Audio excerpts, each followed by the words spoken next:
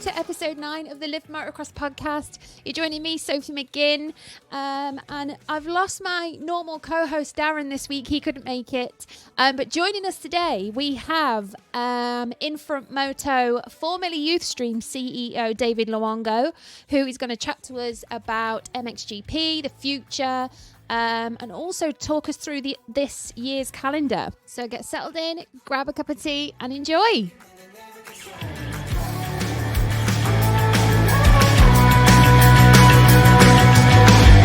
Living the moment till I die.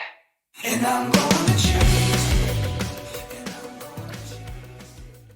So joining me now on episode 9, I think, of the Live Motocross podcast now is David Luongo. David, thank you so much for taking time out of your hectic schedule at the moment. I know it must be mad for you. Yeah.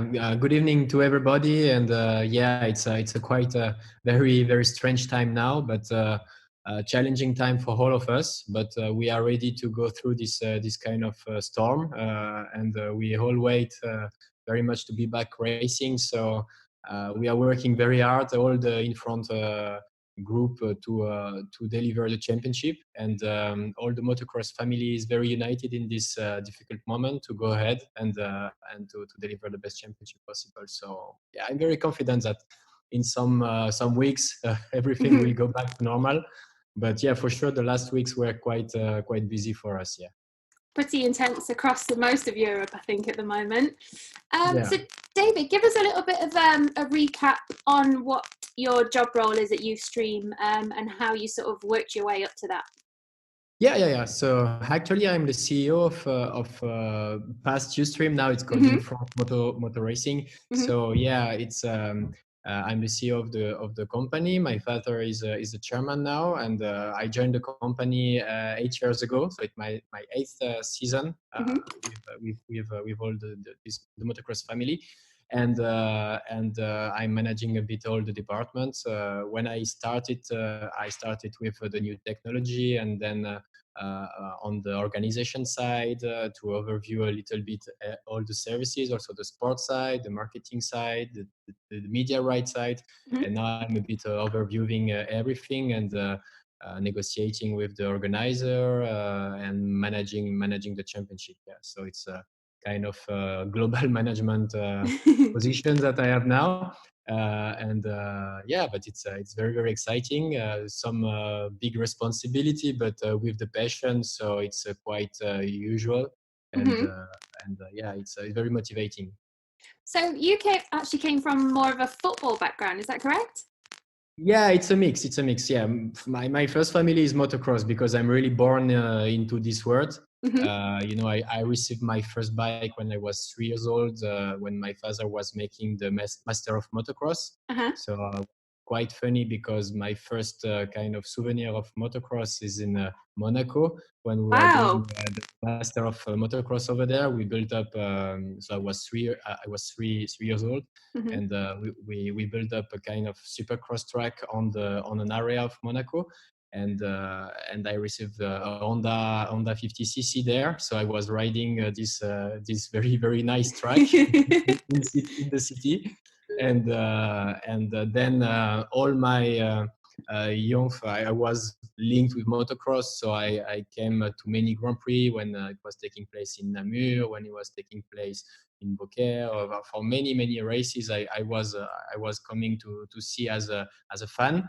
So I was also a big fan of all the riders from the 90s. And then, in 2000, I decided to play football. So I was riding a bike, like motocross bike, like a hobby, and I was playing football. And I went to the football side to try to be professional. So I went to the Ice Monaco Academy in the French Championship, where I played for 4 years. And then I signed in Switzerland in League 2, so it's like the British Championship, not the Premier League, the British Championship. And I played 5 years there and 1 year in Scotland, near in Denver. Wow. So yeah, this was my first part of life, let's say. When I was more on the sports side as an actor, and then I went on the other side of the sport with motocross. So I came back to my first love. yeah, it's a great passion, and every day goes flies because so many things to do and great people. So it's very good, very nice, very nice. That's it. So moving forward, obviously now we actually have a calendar out for 2020. Yeah, Finally. yeah. um, how do you think that's going to go? Is that all still going to go to plan, or are you going to be making a few changes, or what do you think is going to be happening? Yeah, so we decided to communicate last week about Mm-hmm. the new calendar because we have a kind of overview of what will probably happen. Uh, so taking into consideration all the decision of the government, because we depend a lot on all those Yeah. aspects. The government, the different governments have to stop the shutdown in the countries. They need to Mm-hmm. let the people to go out. They need to authorize to do again sport event with spectators. Mm-hmm. So based on all those decisions, and also the fact we need to travel freely into Europe and also abroad Europe. Mm-hmm. So we see this calendar as a big possibility. But still, yeah, we need to arrive mid-June, end of June, to have a clearer view of what will be the decision of the different government. But let's say that for the moment, this calendar looks very possible. But more update can come if the government changed their decision. So for that, it's not something to do to communicate every day, because every Mm-hmm. day you have novelties. It's Mm-hmm. better to communicate when you have a kind of overview. And the last week were quite positive when you see the pandemic going a bit down in Europe. Yeah. You have a lot of cities that start again to open the shops, to open sports events with a small amount of people. But Mm-hmm. then with the summertime, it will probably get better. And for us, August is a very good possibility to go back racing again.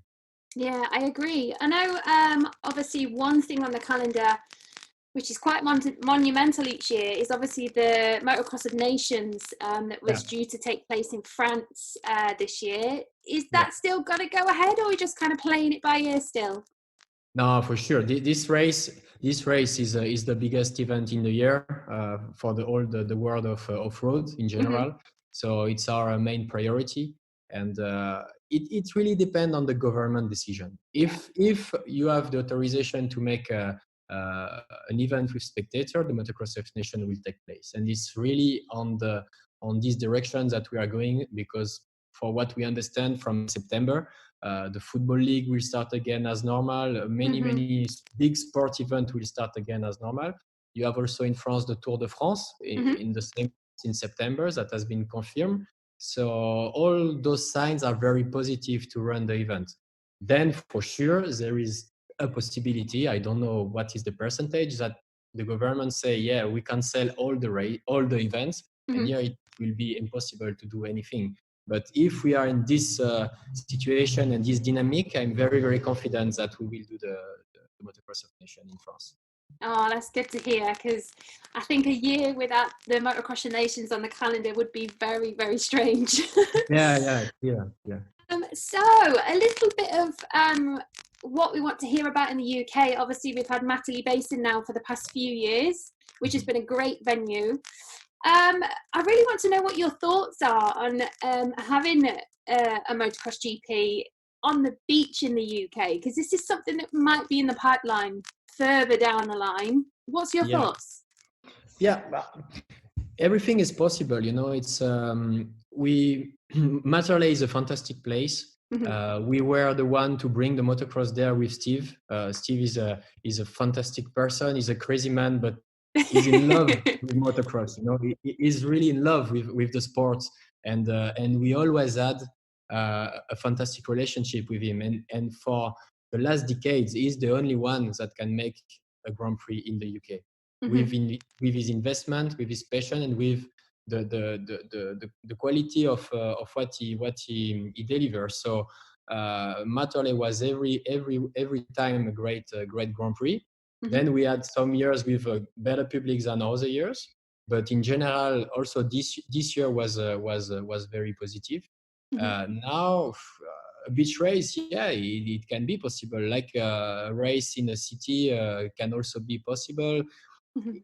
The thing is, motocross, you need more and more. You need to have the track for sure, because we need a fantastic track for the rider to enjoy. But you need to be accessible to the people that are not used to the sport. Yeah. This is the key to bring a sport to an higher level of popularity, because the fan of motocross, they will come if it's in Matterley, if it's in Hoxton Park, if it's in Yeah. Scotland, in Ireland. The fans They of will tennis, travel, yeah. they will travel. But you need to bring people that, you know, they will come for the first time and they will say, yeah, I love this sport and I will come back next year. Because really, when you are there and you see motocross for the first time, you fall in love with the sport, because it's a big action, huge speed, very impressive to watch. For me, is the most impressive motorsport to watch. And you know, I spent a lot of time also in south of France. I was going to Monaco, to the GP, to the Formula One. So I saw some motorsport in my life, but motocross has this unique feeling that you have the start with 40 rider, which is crazy. And you Yeah. have long jumps and speed and contact that you don't have in other motorsport. But you need this first impression when somebody will come for the first time. Yeah. And to bring people from the cities that usually go to tennis or to watch Premier League or to watch rugby, you need to have infrastructure where they can feel good, you know. Yeah, I And agree. and when you succeed into that, then the sport makes its work by itself, because it's a fantastic sport. But if somebody comes, watch the race, and you know you have a lot of mud everywhere, and your car is blocked, is stuck somewhere, and Yeah. let's say it will compensate the fact, your positive feeling will be compensated by the fact that you didn't have a great experience in general. But for that, the track in UK, you have beautiful track, you have very beautiful beaches also if you want to make race there. But what is very important, because the design UK, Ustream in front, we have the designer to make a nice track, a beautiful track. But you need also the infrastructure to host the World Championship, because it's a Yeah. huge circus today, with a lot of trucks, with a lot of hospitality, and you need to put it somewhere, you know. So yeah, but definitely we are not against a beach race or something that can be linked to this kind of project, for sure. That's awesome. So moving forward, is there anything that you can give us a little teaser on of going into next season, or is it pretty much still under wraps right now? Yeah, but as you can imagine, the first focus is on 2020, Yeah, of because it's course. really like we should end the season end of November, beginning of December, based on the actual calendar. For now, all the races are confirmed also for 21. Uh, you know, we really want to continue on the same dynamic. MXGP has become a global series. It's loved in Europe, but also abroad. It's very appreciated in Asia. It's very appreciated in South America, where we see a huge increase of fans. And when we go with motocross there with the MXGP, we put the first, let's say, the first basis. And I will take the example of Indonesia. Indonesia it's a major market for the bikes. When we go for the first time, you have a good crowd, a decent crowd, but you have also kids that are coming to the races. And we see through the past 3 years, the local organizer, developed also local races during the GP. And the first year was like 25, 35 kids that were riding. And last year in Semarang, we had like 300 riders coming to the local race.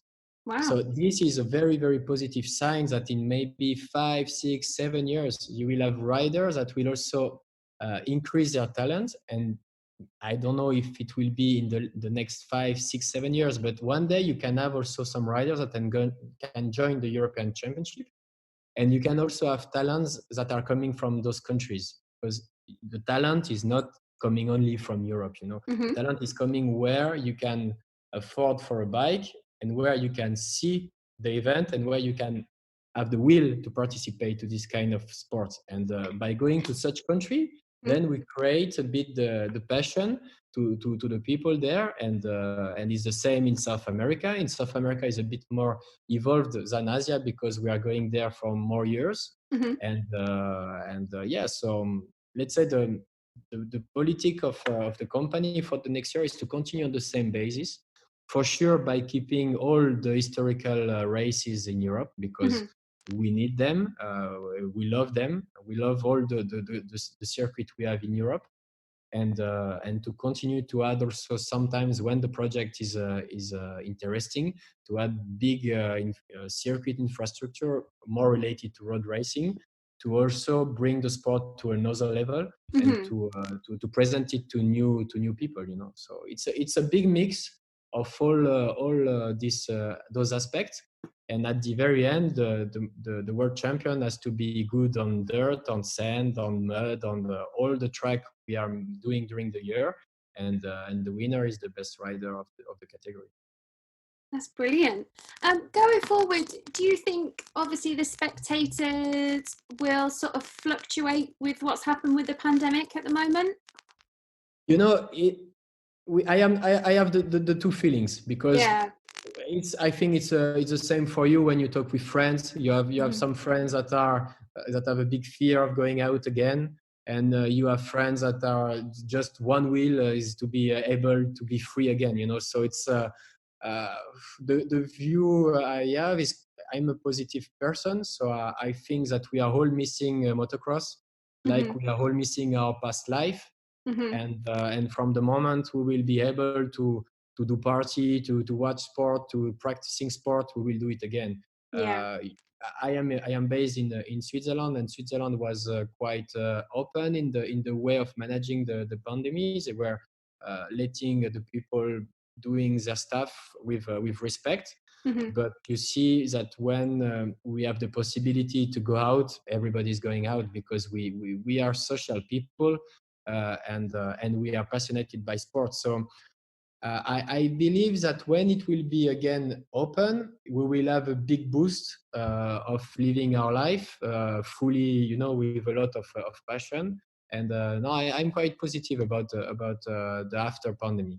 We see, but the thing, we have to be secure that it will be solved, and that we can come back as it was before.